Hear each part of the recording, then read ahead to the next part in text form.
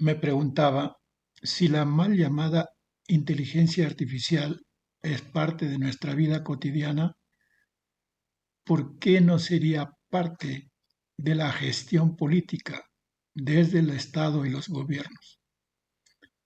Creo que fue lo primero que tendrían que haber echado mano como recurso para mejorar la gestión de sus propósitos. En el caso que nos toca en el Perú, la mafia de ladrones y asesinos que gobierna dictatorialmente ha logrado estabilizarse, presumo que gracias a recurrir en diferentes instancias y momentos a recursos de esta tecnología, como el famoso chat GPT y otras similares. En el tema de la vacancia, hay que ver quién está presentando la vacancia y por qué temas. Entiendo que es por las matanzas, ¿no? Yo creo que no amerita una vacancia por este tema. Pero no podemos poner el mismo nivel, pues, ¿cómo vamos a poner el conflicto armado interno? No es conflicto armado interno, es tema de terrorismo, son terrucos, son gente criminal, ¿no? Que sale pues a escondidas a matar y te mata por la espalda. No, eso no es, pues, no es conflicto armado interno, es tema de terrorismo, acá y en la China, ¿no? Basta ya, por favor, Carlos, de estos museos de la memoria y de la reconciliación, ¿ya? Que no tienen nada ni de memoria ni de reconciliación. Que ha existido en nuestras instituciones tutelares como la Policía Nacional, y por eso emprenderemos una reforma que nos permita promover cuadros técnicos y aquellos efectivos comprometidos con la institución, con la lucha contra la inseguridad ciudadana y sobre todo lucha frontal contra la corrupción. Se nota una mayor coherencia en su discurso o narrativa.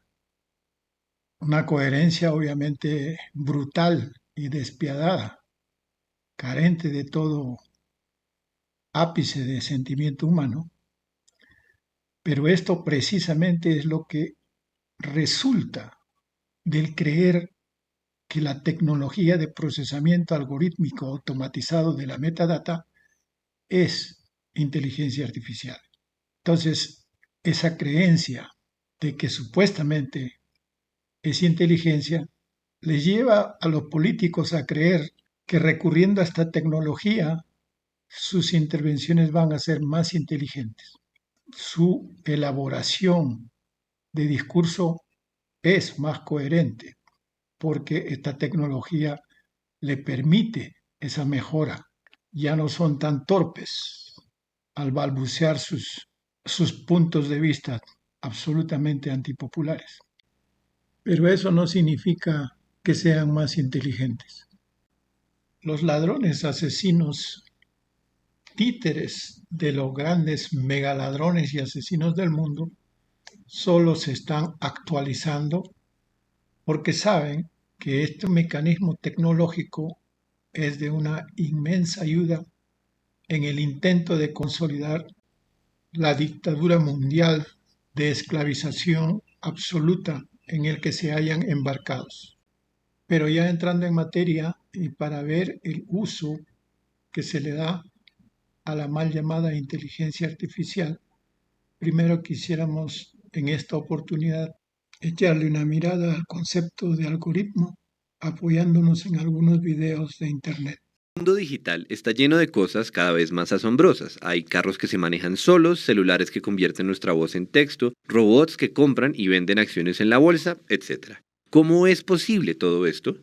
Por supuesto, la respuesta completa pasa por muchos inventos, microchips, sensores y demás, pero una buena parte de la explicación se reduce a un concepto clave: los algoritmos. Un algoritmo, por muy complejo y técnico que parezca, no es más que una secuencia de instrucciones, tan simple como eso. ¿Instrucciones para qué? Para lo que sea. Lo único que importa es que haya un estado inicial, un input, y que siguiendo al pie de la letra una secuencia de pasos, se produzca siempre un resultado, un output. Secuencia de pasos. Por ejemplo, una receta de cocina es un algoritmo. El input son los ingredientes, el output es la cena terminada y de nuevo el algoritmo indica cómo pasar de un estado al otro. La gracia de los algoritmos es que nos permiten obtener resultados sin entender lo que estamos haciendo, pero también que nos permiten comunicar tareas complejas sin explicar el porqué. La programación es el arte de convertir las cosas que hacemos o las que quisiéramos hacer en una secuencia de instrucciones que un computador pueda procesar en un algoritmo. Y para eso se utilizan lenguajes lógicos con variables, funciones y ciclos, entre otras cosas. Curiosamente, eso nos pone del lado incómodo de la historia. El que sigue instrucciones, el computador, puede darse el lujo de no entender lo que está haciendo, pero el que diseña las instrucciones, nosotros, o más bien los programadores, tiene que llegar a un nivel de comprensión muy profundo. Y si es difícil darle instrucciones a un ser humano, alguien que puede descifrar cosas por sus propios medios, alguien que interpreta información dependiendo del contexto, ahora imagínense el reto que es darle instrucciones a un computador. Diseñar un algoritmo es una labor inmensamente creativa y cada respuesta que encontramos para un problema en particular es una solución que podemos replicar infinitas veces. El resultado es que todo el tiempo estamos interactuando con algoritmos y lo interesante es que esos algoritmos no solo hacen la vida más fácil, cosas como mandar emails y pagos en línea, sino que también modifican nuestras decisiones. Un algoritmo te recomienda libros en Amazon, otro te entrega resultados en Google, un tercero te dice por dónde manejar tu carro. ¿Y cómo se logra semejante proeza? Con instrucciones, muchas, pero todas sencillas. En últimas, lo más interesante de los algoritmos es que nos dicen muchas cosas. Son una solución al problema de cómo automatizar X o Y tarea, una solución que puede ser elegante y asombrosa, pero también son una forma de manipular lo que nos rodea a través de la computación y además ponen en evidencia el modo en que interpretamos el mundo. ¿Por dónde nos lleva ese camino? ¿Qué cosas podremos automatizar en el futuro? Eso está por verse. Dice el que nos expone las ideas que también son una forma de manipular el entorno que nos rodea. Entonces la pregunta lógica es, ¿cómo creemos que van a utilizarla los políticos, que ya sabemos son prácticamente una fábrica de mentiras? Se pueden diseñar recetas o instrucciones para cualquier cosa que uno desee, para cualquier resultado que uno desee obtener. Es decir, que esta tecnología no está emparentada necesariamente con lo fáctico.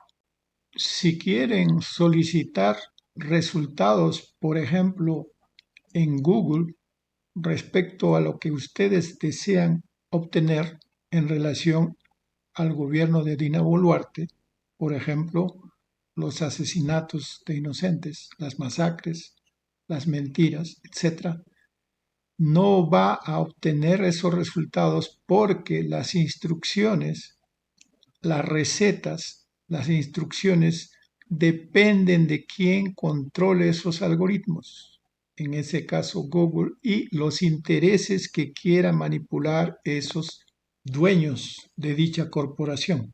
Desde hace 10 años se sabe ya que Google esconde, cuando no elimina totalmente, información fáctica que no conviene a sus intereses. Eso se pudo ver claramente, por ejemplo, cuando se utiliza su motor de búsqueda para indagar sobre el tema de la pandemia, sobre el tema del terrorismo y la totalidad de aspectos que abarca la Agenda 2030 de las Naciones Unidas, y que solamente encontrarás información sesgada que responde a los intereses de las corporaciones que están implementando dicha agenda. Y a pesar de que Google es el monstruo más grande del mundo en materia de acumulación de data y metadata, toda otra opción centralizada va a verse tentada a hacer lo mismo porque esta tecnología se lo facilita.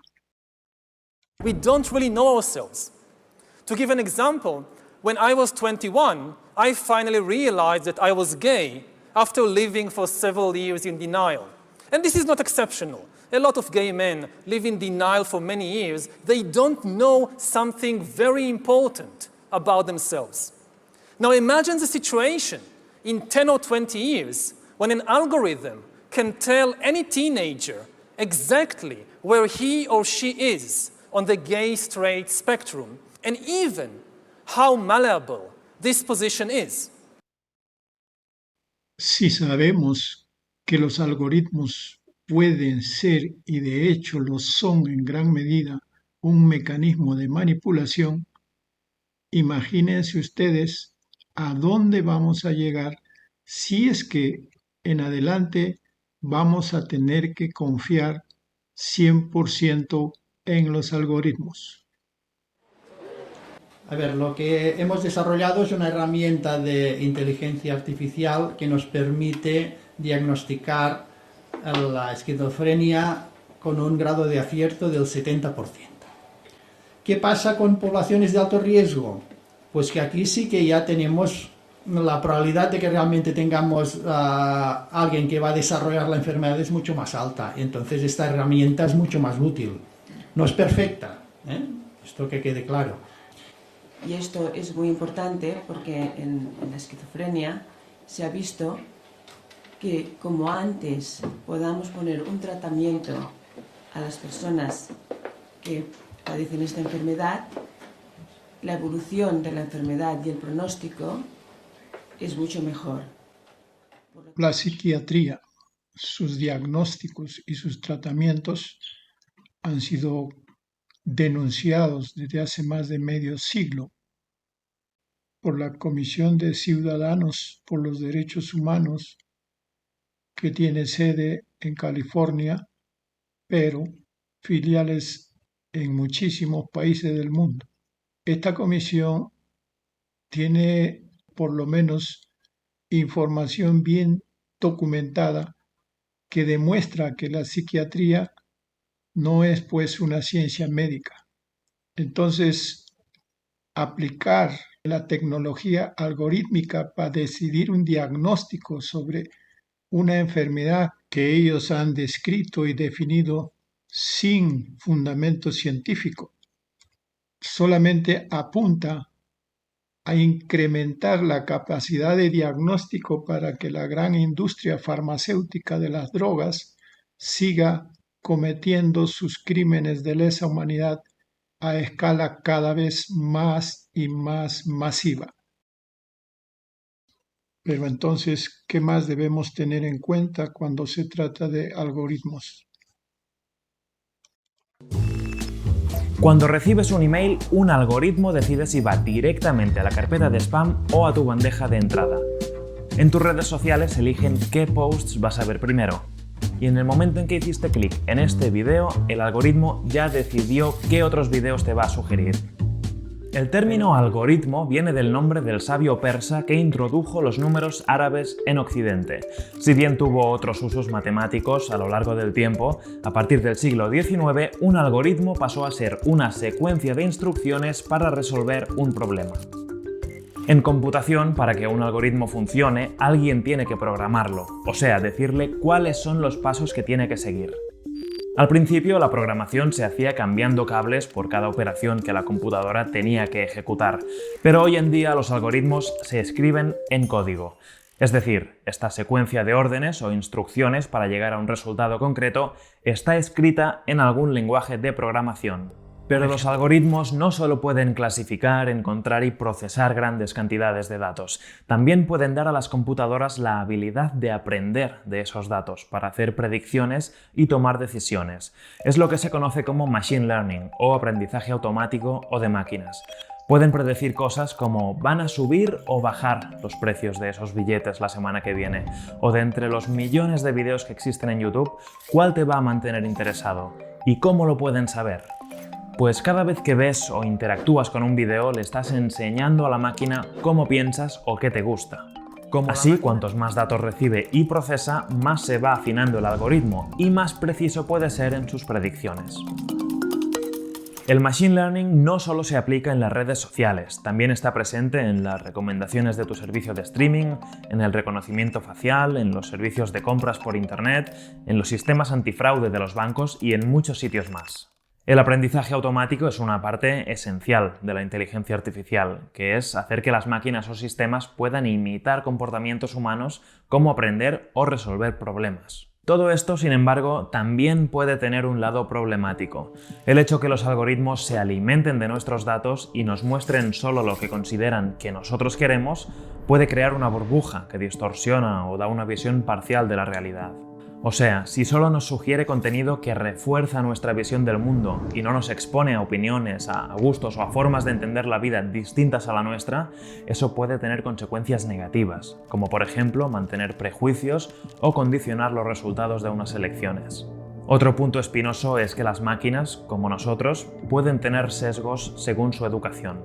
Por ejemplo, si un algoritmo de clasificación de imágenes se alimenta solo con fotos de gente blanca, ¿cómo aprenderá que existen personas con otros tonos de piel? Si las máquinas aprenden con datos incompletos, no representativos o tendenciosos, eso va a influir en los resultados. Por eso cada vez más analistas dicen que los algoritmos están reproduciendo los prejuicios de la sociedad y para corregirlo es esencial saber cómo están programados. Muchas empresas no revelan cómo son sus algoritmos y algunas hasta dicen que se hicieron tan complejos que ya no saben cómo funcionan. Los expertos lo dudan y dicen que las empresas son responsables por lo que hacen sus servicios. Detrás de todo algoritmo hay personas decidiendo los problemas que hay que resolver, cómo resolverlos y qué datos van a utilizar. Lo que jamás debemos olvidar es, como se dice en este video de la BBC, detrás de todo algoritmo hay personas decidiendo los problemas que hay que resolver, cómo resolverlos y qué datos van a utilizar. Aquí está la clave de todo el proceso que estamos viviendo, en el que las poblaciones no son más que meros instrumentos de manipulación para el logro de intereses y objetivos de las grandes corporaciones que están en el control del poder político mundial y obviamente en el control del poder tecnológico mundial. Todo lo que buscas, por supuesto, dice mucho de ti. Todo lo que buscas. ¿Desde dónde te conectas? ¿Con qué versión de sistema operativo? ¿Con qué navegador? ¿Cuál es la resolución? ¿Cuáles son las fuentes? Es decir, los tipos de letras que tienes instalados, la configuración que tienen, saben que tú eres tú sin necesidad de que tú le digas que tú eres tú. Te tienen totalmente perfilado. Cuando visitáis una página y pone compartir en Facebook, como está el botón de compartir en Facebook, si tú has abierto una página de Facebook en tu navegador, te tienen perfilado, saben que estás visitando esa página, aunque tú no se lo digas a Facebook, y lo están almacenando, ¿no? Y luego tenemos pues, las aplicaciones móviles. Estas aplicaciones móviles gratuitas que vosotros estáis pagando con vuestra privacidad, pues están cogiendo todos vuestros datos. Y estos datos son a un data broker, a una empresa que se encarga de hacer negocio con tus datos y venderlos y revenderlos por ahí, para determinados sitios. Algunas de ellas lo entregan a más de 15 sitios, pero basta con que vayáis a cualquier página web, ¿no? ¿Habéis visto alguna vez esto? Tu privacidad es importante por nosotros. ¿La habéis visto alguna vez? ¿Sí? Bueno, esto es la nueva legislación del GDPR, de cómo se cogen, tienes que darle tu consentimiento para coger los datos. He cogido uno, lo podéis probar en vuestra casa, ¿eh? He cogido uno y he hecho clic en el sitio para verlo, ¿no? Y le daba más información, ¿vale? Bueno, te da información. Y ahora estos son los consentimientos que dais con un solo clic, ¿vale? En vez de darle al acepto voy a darle a más información y con un solo clic te salen los consentimientos, almacenamiento y acceso a información, personalización, selección, envío de informe, selección, envío de informe de contenido, medición, partners y tal. Y ahora veis ahí que pone ver empresas, pues para cada uno de esos consentimientos te lo puedes dar, ver empresas, estas son todas las empresas que están llevando vuestros datos. Tic, tic, tic, tic. Mirad la barra, mirad la barrita, ¿la veis ahí? Tic, tic, tic, tic, tic, tic, tic, tic, tic, tic. Y esas empresas están haciendo lo que ellos quieran, ¿no? Bueno, vuestros datos se llevan, los cogen todos. Hasta que no, como sociedad, no seamos conscientes de que tenemos que tomarnos esto en serio, la realidad es que cada uno, los datos de todos están por ahí fuera, de absolutamente todos. Y estos datos se utilizan para muchas cosas, por supuesto, para hacer ads que paguen el servicio, ¿no? Facebook no es gratuito, tú lo estás pagando con tu tiempo. Cada tiempo que tú estás viendo anuncios, te están poniendo clic, están recogiendo datos tuyos, lo estás pagando con tiempo y datos, ¿no? Esto para valorar cuánto dinero estás generando tú a Facebook por simplemente navegar por Facebook. Y es un contador que va viendo el dinero que se le va generando a Facebook. Este es Twitter, ¿no? Y tú dirás, ¿y cómo gaitas saben que tú desayunas cereales Kellogg? Pues porque tú te vas a comprar a un centro comercial, a un supermercado, pagas con tu tarjeta de crédito queda asociada luego a tu número de teléfono queda asociado a las cuentas en redes sociales, estos se venden a data brokers, los data brokers se compran y en este caso veis ahí los cereales que lo está comprando a Provided by Datalogics, que es una gran empresa que se dedica a comprar datos a todas estas aplicaciones y a todas estas webs que les venden sus datos. Vale, ¿entendéis? Los datos son fundamentales para tomar decisiones de negocio en todo el mundo empresarial y si no lo utilizas estás muerto, eres como un dinosaurio, porque no puedes competir. La toma de decisiones y los servicios data-driven son infinitamente mucho más eficientes y más eficaces que los servicios hechos por un tío muy experto trabajando en ellos, ¿vale? ¿Qué sucede si todos estos datos no están bien protegidos? Y si una empresa, como pasó con la empresa Cambridge Analytica, es capaz de hacer esto que pone aquí, tener una base de datos, como veis ahí, que dice, a día de hoy en los Estados Unidos tenemos algo así como 4.000 o 5.000 puntos de datos de cada individuo. Es decir, de cada uno de vosotros, 4.000 o 5.000 cosas diferentes sabían. Vamos, no sabéis de vosotros 4.000 o 5.000 cosas ni de coña, ¿vale? Pero ellos sabían entre 4.000 o 5.000 cosas de 230 millones de personas. Tengamos en cuenta que todo esto lo dice un empleado estrella de una corporación y por tanto una persona que participa y trabaja para el sistema. Ni siquiera estamos haciendo una evaluación desde la perspectiva de un cuestionamiento del sistema. Entonces, lo único que tiene de inteligencia la TPAM es la inteligencia de tipo espionaje. Es el trabajo de los servicios de inteligencia, tanto de las empresas como de los gobiernos de los estados. Y toda esta tecnología que sirve principalmente al control totalitario de la población mundial tiene que ser estudiada por los hijos tahuantinsuyanos a fin de poder encontrar los defectos, así como sus potencialidades y entonces trazar estrategias de autodefensa, autoprotección y recuperación de nuestras condiciones de libertad.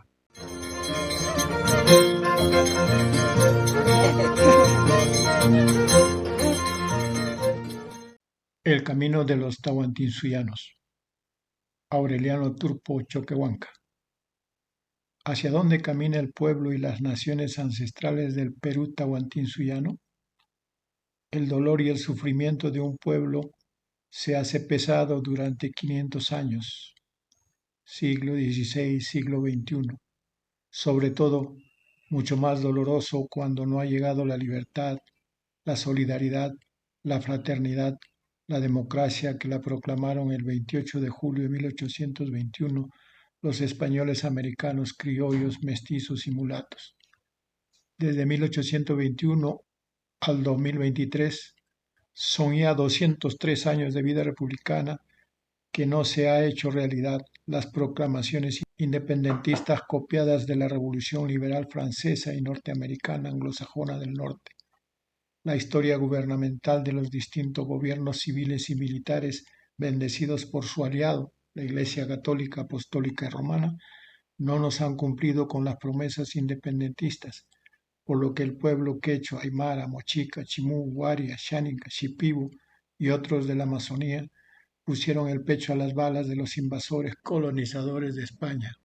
Lo que recibimos de los gobiernos supuestamente democráticos es la exclusión social, la discriminación racista, la explotación laboral, la negación de nuestro derecho a la formación profesional y la educación, al derecho a la salud, a la vivienda y otros beneficios que nos corresponde por ser los legítimos dueños de la tierra y de las riquezas naturales que las distintas constituciones y las leyes nos niegan todos los derechos fundamentales de un ser humano. Gran parte de la población peruana ha perdido el vigor y voluntad al trabajo como consecuencia de un modelo de vida y sociedad que no responde a nuestra propia idiosincrasia cultural y económica comunitaria que heredamos de nuestros ancestros. El modelo económico servil esclavista heredado de los españoles, los criollos mestizos emprendieron la explotación hacendaria latifundiaria, la comercialización extranjerizante que ha beneficiado a las grandes empresas transnacionales y las empresas intermediarias antiplurinacionales, situación colonial interna que ha implementado todos los mecanismos de explotación y desconocimiento y negación del bienestar del pueblo quechua, aymara y amazonense del Perú tahuantinsuyo por más de 200 años de saqueo republicano, oligárquico, neoliberal. Durante la vida republicana, oligárquica, liberal y neoliberal, el sufrimiento, el empobrecimiento y toda forma de aplastamiento socioeconómico se ha profundizado, impidiendo nuestro bienestar y satisfacción humana. Sin embargo, los patrones asentados en Lima virreinal acrecentaron su poder económico, sustrayendo al pueblo soberano con artimañas leguleyescas nuestros recursos naturales como el oro, la plata, el cobre, el petróleo, el gas, la madera, como lo hicieron con el guano de las islas, la goma, el salitres, la harina de pescado, la quinina y muchas plantas medicinales que se robaron los empresarios farmacéuticos a través de pseudoproyectos de investigación que los gobiernos autorizaron a cambio de buenas esterlinas y dólares. Nos preguntamos qué hemos recibido del gobierno con la celebración del bicentenario de la independencia. La respuesta de todos los pueblos y naciones del Perú tahuantinsuyo dirán nada. En las elecciones generales del 2021 se ha vencido a los oligarcas neoliberales, eligiendo un profesor rural que logró sentarse en el sillón presidencial como expresión de la llegada del Perú profundo a las esferas más altas del poder, puesto que la votación mayoritaria ha sido de los varones y mujeres del mundo rural y un mínimo porcentaje de citadinos y otros que prefirieron votar por los opresores criollos y mestizos empoltronados en el gobierno y las instancias públicas del Estado. El cantado desarrollo y modernización del Estado solo ha sido para los departamentos costeños y no para los de la sierra y la selva. La gestión gubernamental de José Pedro Castillo Terrones, que despertó mucha expectativa y esperanza para nosotros, el pueblo quechua, aymara y amazonense del Perú tahuantinsuyo, una vez más se frustra la esperanza de solución del Perú profundo a causa de las maquinaciones de la derecha. El gobierno de los pobres del campo, de las ciudades, se ven atrapados en las acciones de ingobernabilidad que plantean los congresistas, presentándonos ante nuestros ojos la disputa y el enfrentamiento de los intereses socioeconómicos y políticos de los vencidos en las elecciones, es decir, de los empresarios, los comerciantes, los medios de comunicación, los fiscales, jueces, abogados y profesionales de la oligarquía neoliberal, serviles del imperio anglosajón, contra el gobierno del Perú profundo.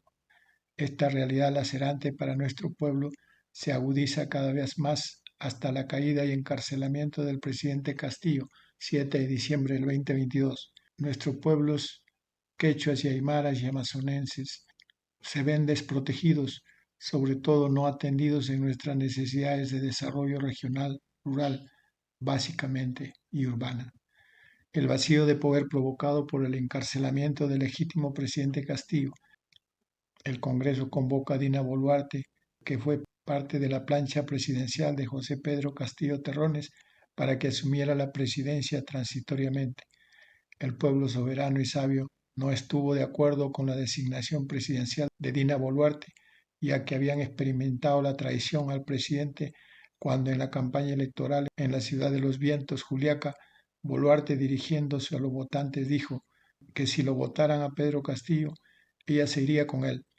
Llegado el momento de la vacancia y el encarcelamiento del presidente Castillo, no se fue, muy por el contrario, pactó con el fujimorismo y sus aliados del Congreso para apoltronarse en el sillón de Pizarro y darle poder al Congreso, siendo ratificado ese poder congresal por el Tribunal Constitucional Fujimorista, convirtiéndose en una caja de resonancia de Keiko Fujimori, que gobierna desde el Congreso improductivo legislativamente a favor de las regiones del interior del país.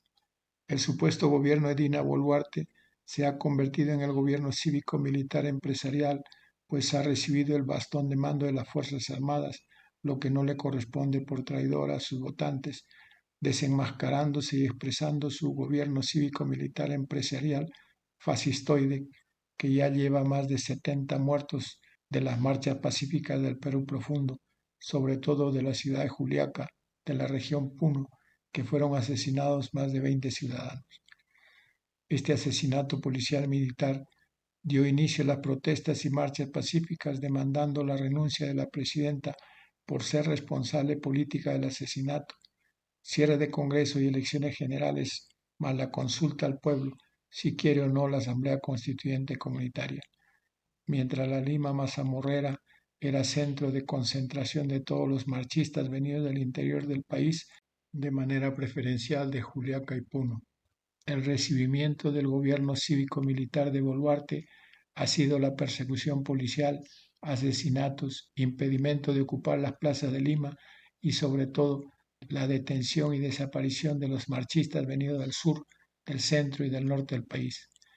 El gobierno cívico-militar empresarial fascistoide de Dina Boluarte cada día que pasa se hace más tirana, no respeta la vida del ser humano que marcha por el respeto de su voto soberano, sus reivindicaciones políticas.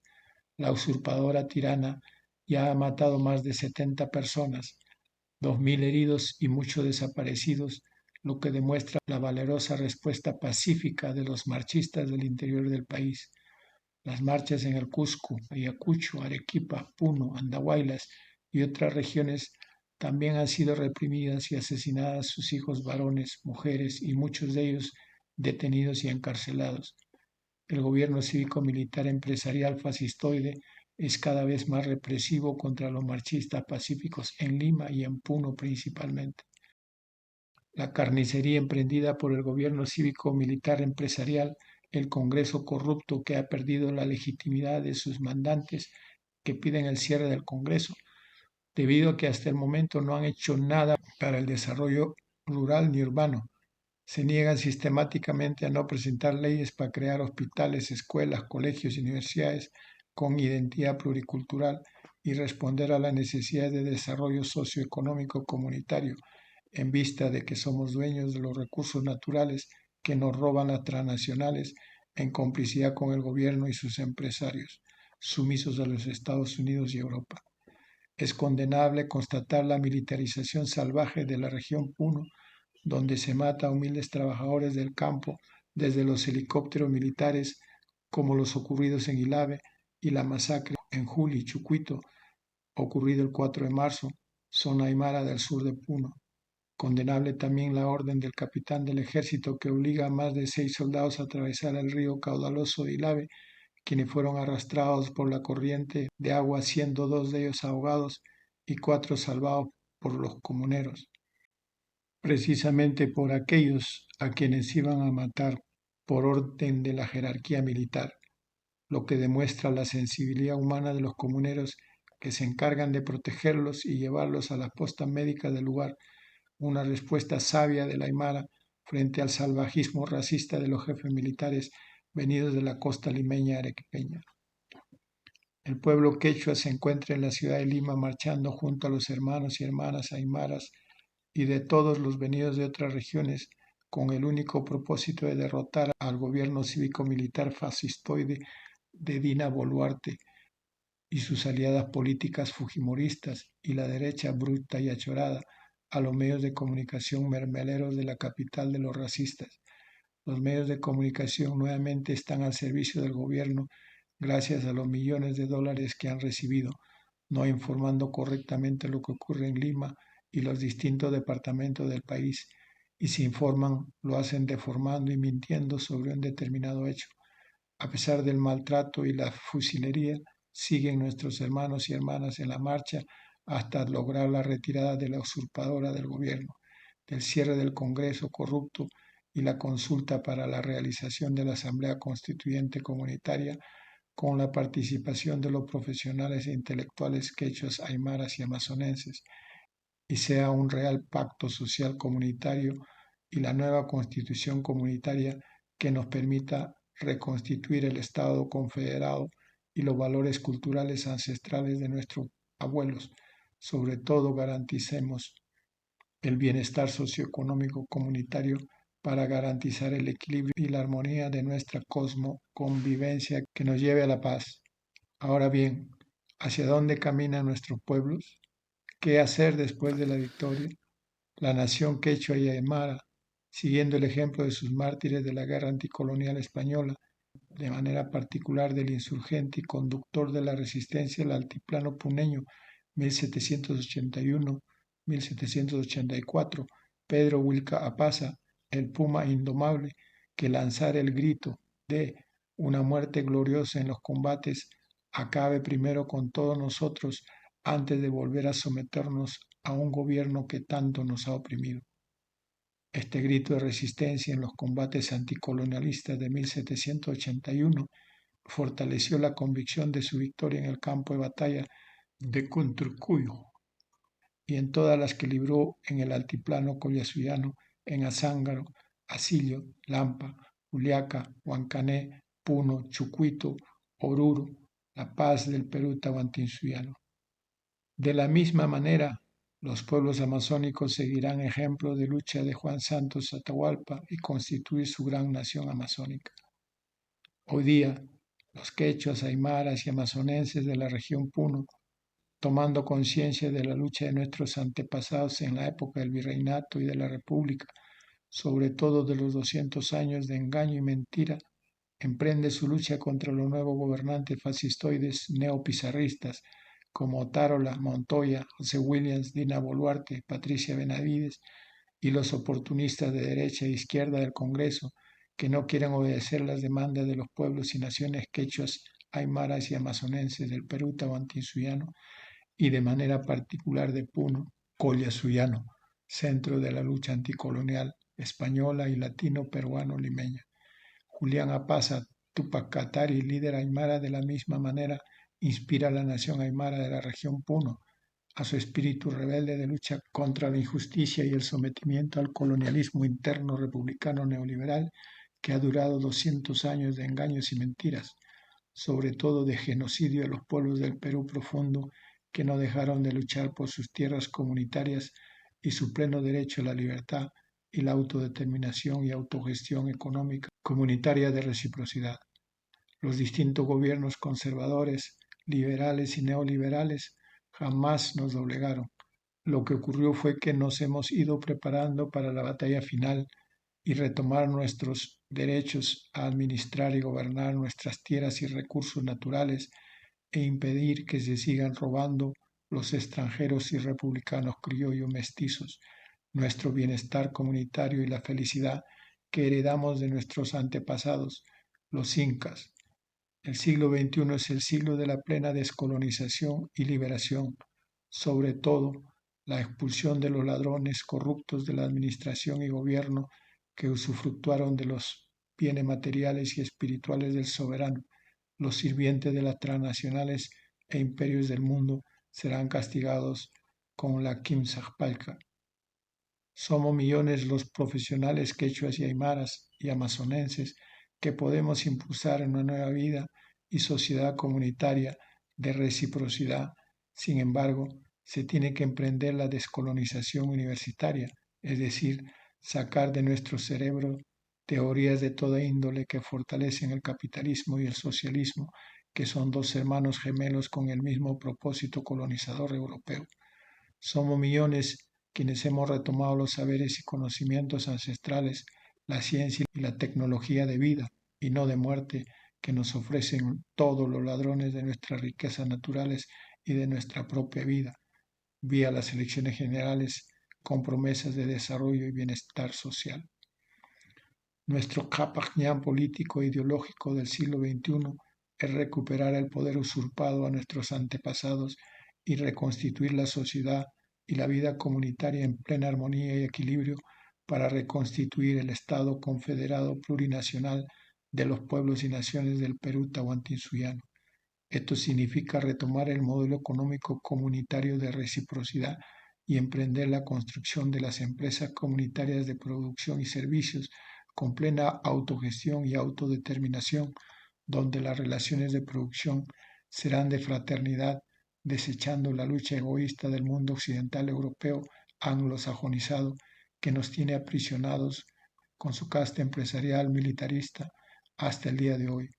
La militarización salvaje de los quechuas y aymaras de Puno es la clara manifestación de lo que venimos experimentando pero nuestro triunfo será rotundo y de canto a nuestros héroes que regaron su sangre por la recuperación de nuestra tierra, territorio. De ahí que el grito de liberación será: la sangre derramada no será olvidada, que impulsará la lucha pacífica en las calles de la Lima mazamorrera virreinal, de los criollos, mestizos y alojados asiáticos. Retomaremos nuestro poder usurpado porque somos millones. Hacemos un llamado a todos los hermanos quechuas, aymaras y amazonenses de todas las regiones a preparar nuestro frente político plurinacional del Perú Tahuantinsuyo para las elecciones generales del 2026 y no distraernos con partidos políticos que son comandados por un jefe que viene a ser el propietario del partido, pues es una copia de los partidos nacidos en Europa capitalista y socialista, que no han podido construir un Estado-nación republicano, habiendo fracasado. De ahí que tenemos la tarea de sepultar el centralismo unitarista, republicano, neoliberal. Nuestro futuro está en el Estado confederado de pueblos y naciones y no en una simple sociedad de clases sociales, pues tenemos los profesionales que harán realidad este proyecto de vida como reto del siglo XXI. Azuanjaro, La Paz, Bolivia, 6 de marzo del 2023.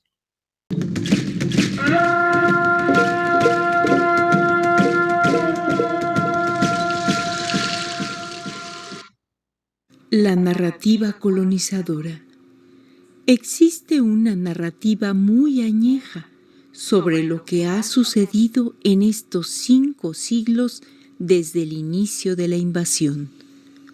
Un discurso basado en mentiras y calumnias, repetido millones de veces y que se ha convertido en la historia oficial de los poderosos de este país. La esencia del discurso es que los descubiertos no piensan. En efecto, a partir de la agresión injustificada, hombres desalmados, asesinos y ladrones llegaron a tomar lo que no era suyo y a tratar de destruir una de las civilizaciones más antiguas de la humanidad. Destruyeron las instituciones, las leyes y las autoridades ancestrales que se habían creado a lo largo de milenios y que daban la más alta calidad de vida alcanzada para todos los pueblos a través de los aportes en la alimentación, la salud, la educación y la organización. Esta calidad de vida, la urbanidad y la democracia participativa no las tenía Europa, que estaba saliendo de la oscura Edad Media. Educayotl hace.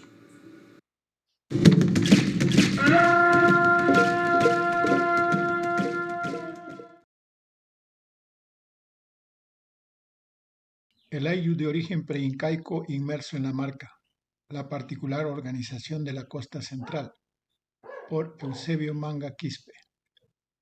Cita: hay, como dice arriba, el principal género de huacas, divinidad, que antes que fuesen sujetos a linga tenían, que llaman pacariscas, pajarinas, que quiere decir criadoras de sus naturalezas.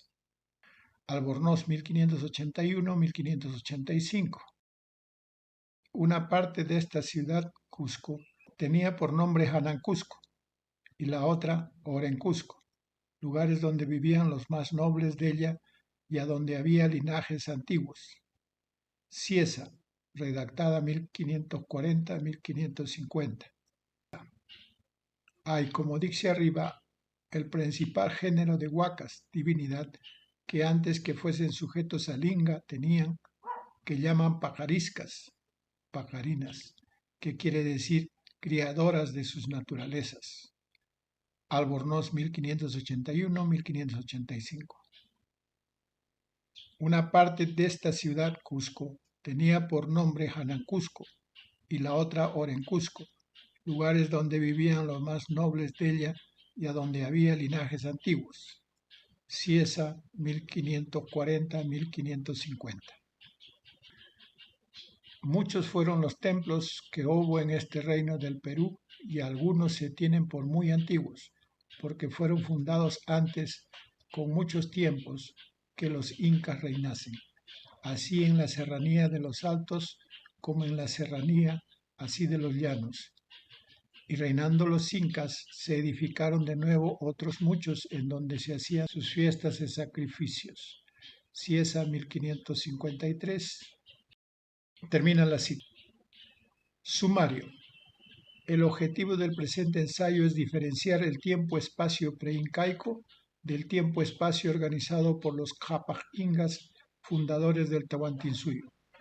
Definiremos esta propuesta reconstruyendo el origen antiguo del núcleo organizativo básico, llamado Ayllu, de origen familiar, el mismo que estaba recogido en un territorio mayor llamado Marca, al mando de los líderes locales. Por tanto, en esta hipótesis, el Ayllu resulta de origen anterior a la emergencia de los incas, y en un ensayo posterior trataremos la inserción o asimilación de los Ayllus preincaicos manteniendo su propia identidad en otras organizaciones mayores que los incas construyeron para dar paso a la formación del Estado político del Tahuantinsuyo.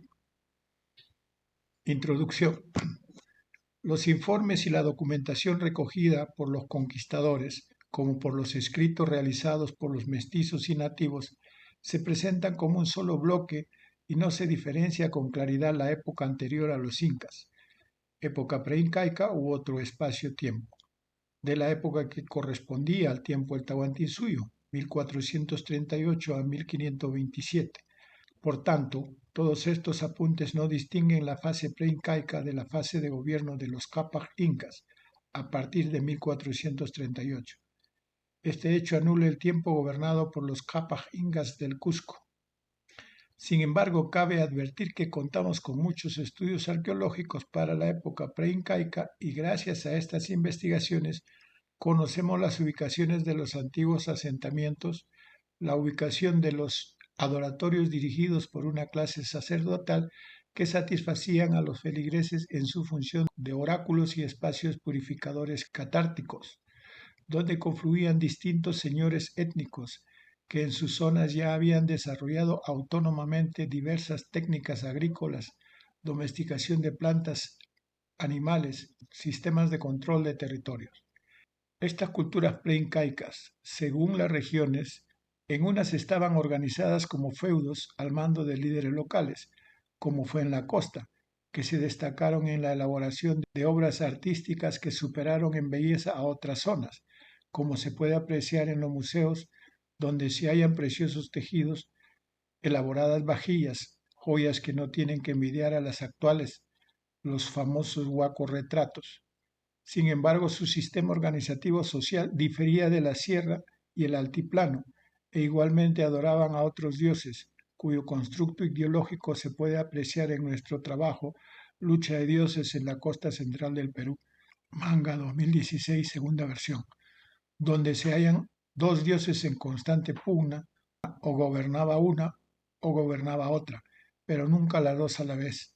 En consecuencia, la divinidad perdedora tenía que esperar su turno para volver a gobernar.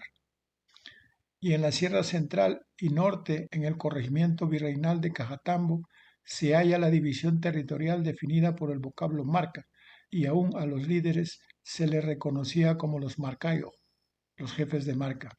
Sin embargo, en esta área no se halla la división en Urinsaya y Janansaya, división territorial de la sierra y el altiplano. En cambio, sí surge la división de las etnias tomando en cuenta los conceptos de antigüedad y posteridad, perteneciendo cada una de estas organizaciones humanas a un dios diferente, o dicho de otro modo, advocadas a dos distintas divinidades. Las etnias antiguas a Wari, Wari Huiracocha, y las recientes a la divinidad Illapa, rayo, trueno, coexistiendo las dos etnias, invitándose unas a otras en sus fiestas patronales. Y en las tradiciones de Huarochirí, en la Sierra Central, tampoco aparecen las divisiones de Urin y Hanan, de la Sierra Sur, pero en su lugar, igual que en Cajatambo, surge una división entre la antigüedad y posteridad, y con una lucha constante de los dos films de dioses, uno enmarcado en el campo solar y los otros como seguidores de la divinidad costera llamada Pachacamac. En Huarochirí no aparece el término marca. En su lugar, los dirigentes de las organizaciones agrícolas son convocados como autoridades de una huaca ayllu y otros como de un ayllu de la categoría Wilca, de Huarochirí, 1598, que estarían diferenciando a los ayllus antiguos de los ayllus organizados en el tiempo de la Confederación del Tahuantinsuyo, donde los ayllus recién estaban catalogados como Wilcas, que recogían a las antiguas. Para conseguir delimitar las diferencias administrativas de las distintas áreas, hemos delimitado en 4 partes el territorio andino de acuerdo a la documentación que poseemos para la fecha anterior a la emergencia del Tahuantinsuyo. En principio, la propia sierra y altiplano en su fase anterior a la emergencia de los propios Capac Incas, antes del conflicto con los Chancas. Como segundo espacio, hemos delimitado a la costa central, Valle de Isma, como tercer lugar la Sierra Central, Huarochirí, y como cuarto espacio la Sierra Norte, Cajatambo. El cuadro número 1 recoge las diferencias administrativas, títulos de los cargos y el sistema dual en las distintas áreas andinas aquí tratadas. Por otra parte, en la costa central surgieron nombres serranos que traslucen como añadidos con posteridad, ya en la fase del tiempo del gobierno de los Japac Incacuna. Se trasluce que la división geográfica por marcas fue una creación pre-Tahuantinsuyo, lo mismo que la unidad de producción básica agrícola llamada Ayllu o Jata en Aymara.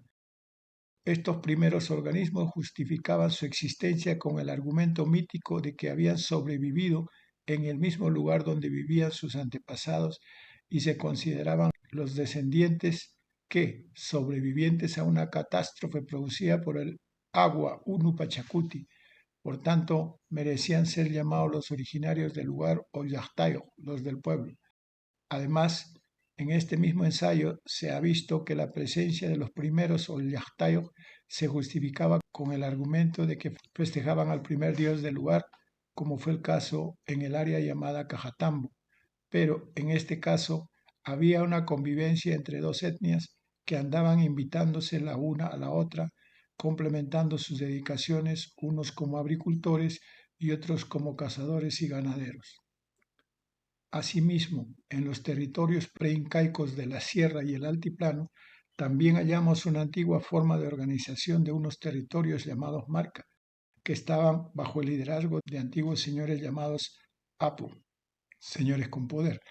Con relación a la ideología religiosa pre-tahuantinsuyana, no hallamos material etnohistórico, pero sí testimonios arqueológicos de una cultura religiosa llamada Yayamama, que fue estudiada por la arqueóloga Karen L. Moore y continuado su estudio por el arqueólogo peruano Sergio Chávez y su esposa Estacia. Esta tradición religiosa llamada Yayamama, papá, mamá, se presenta como una tradición datada en el horizonte temprano, 1000 a 200 años antes de Cristo, que comienza con Chiripa Medio a 800 años antes de Cristo, por tanto, al mismo tiempo que la cultura chavín en su época de auge.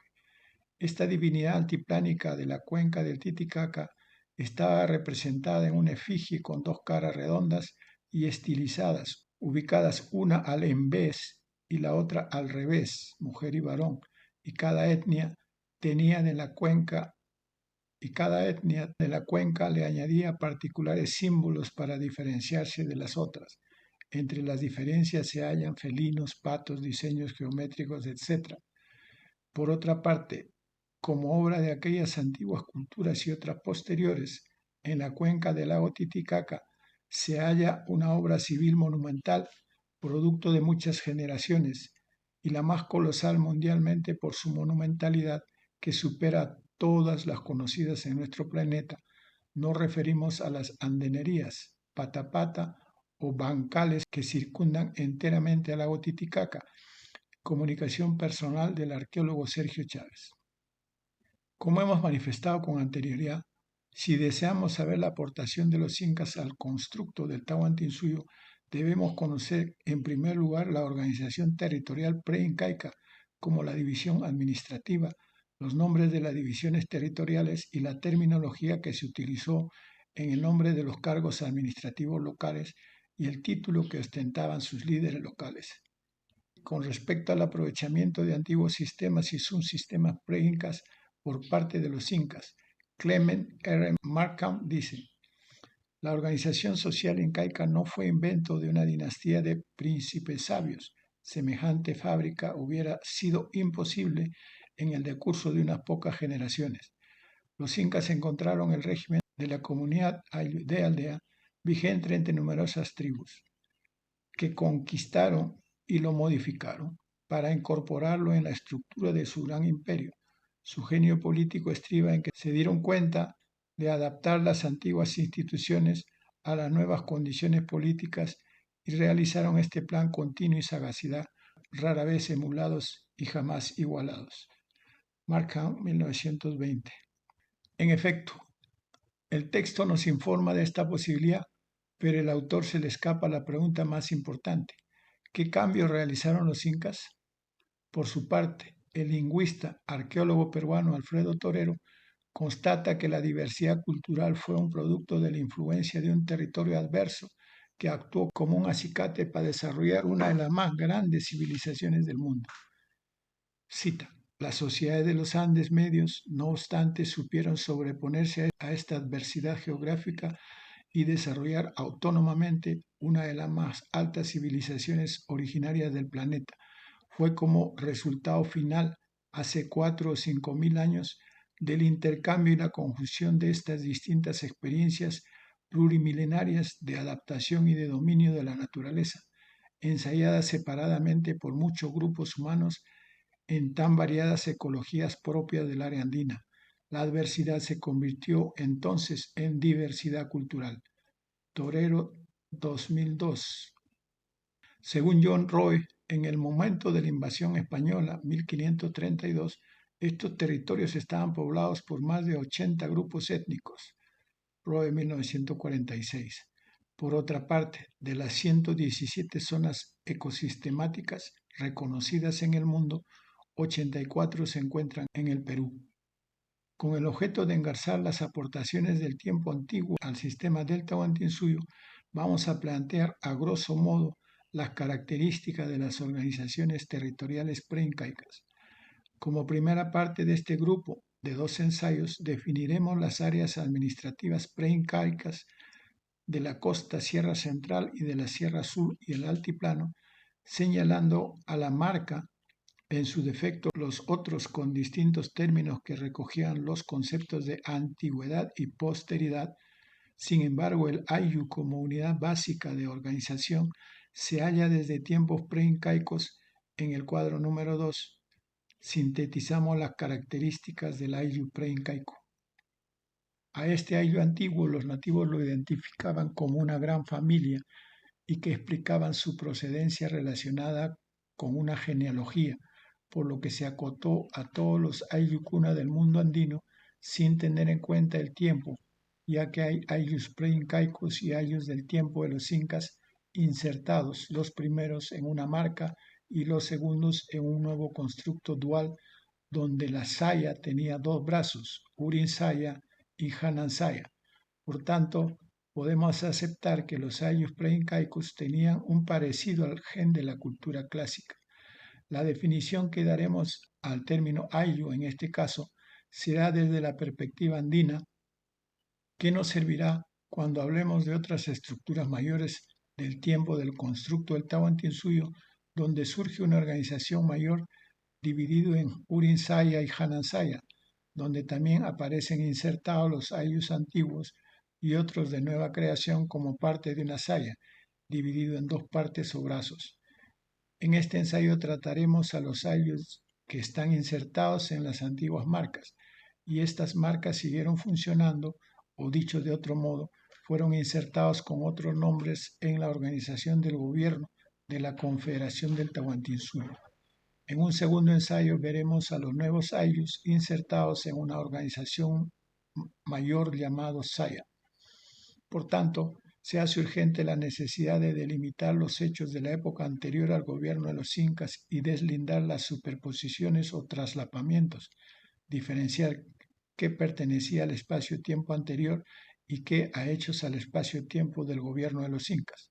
Solo así seremos capaces de entender y diferenciar en dos marcos que pertenecen al tiempo preincaico y que otros al tiempo de los capas incas, concretado en los vocablos de antigüedad y posteridad. Dentro de estos marcos buscaremos la terminología organizativa de la costa, de la Sierra Central, de la Sierra Sur y del Altiplano, que por fortuna quedan términos casi en desuso u otros utilizados con menos frecuencia, lo que nos manifiesta que estaban en pleno cambio de terminologías y por tanto todavía convivían términos antiguos y los nuevos que estaban en fase de consolidación o afianzamiento. El presente ensayo está desarrollado en 3 subpuntos. El primer punto define al ayllu y al término marca como una unidad mayor. El segundo punto trata de la organización y gobernación de los reinos costeros y su particular sistema dual con alternancia de dioses. El tercer punto desarrolla el sistema dual en Huarochirí y luego en Cajatambo. Al final del trabajo se adjuntan 2 cuadros, uno que sintetiza las diferencias de las distintas áreas en gobernación y organización y los nombres de los cargos administrativos en cada zona. El cuadro siguiente especifica el significado y simbolismo de una huaca preincaica o de la fase anterior al Tahuantinsuyo. Finalmente añaden 4 esquemas dibujo. El primero, los horizontes y periodos andinos, basado en la clasificación de John Roe. El segundo dibujo sintetiza el gobierno de la costa central. El tercero y cuarto dibujo esquematizan los ayllus antiguos de la categoría Urin, conformando una marca preincaica.